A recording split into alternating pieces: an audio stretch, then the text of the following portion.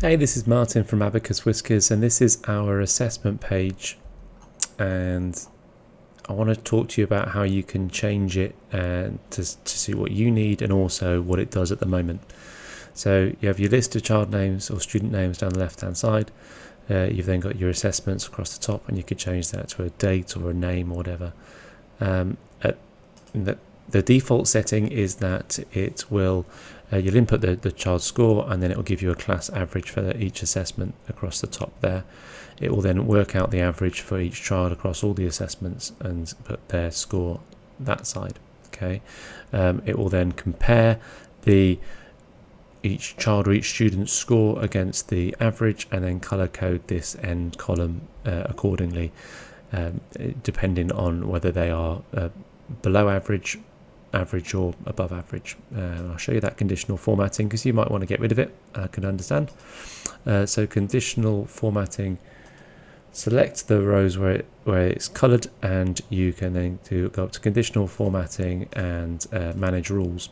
And basically what it's saying is it's checking the value that's in this column, in this column, in these cells, and it's checking it against the value in this cell here, AH9, and if it is the same as it's that yellowy color. If it's higher, green; lower, red. Okay, you can adjust that, play around with it, or delete it, whatever you want to do. All right.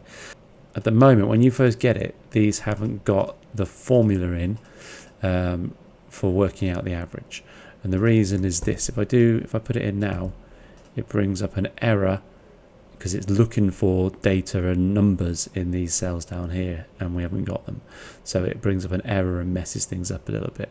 So what I would do is delete those for a second. Once you've done the second assessment and you've started inputting scores, at that point,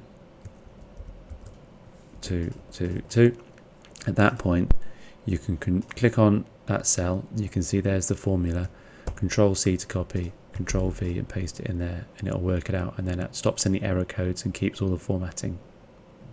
To make it easier for you, we've included quite a few rows but hidden them and removed the scores and things. So if you don't need it, you don't need to ever look down there, but down here we've got loads of extra rows in case you're doing a whole year group or whatever, and you can add more rows in if you need to.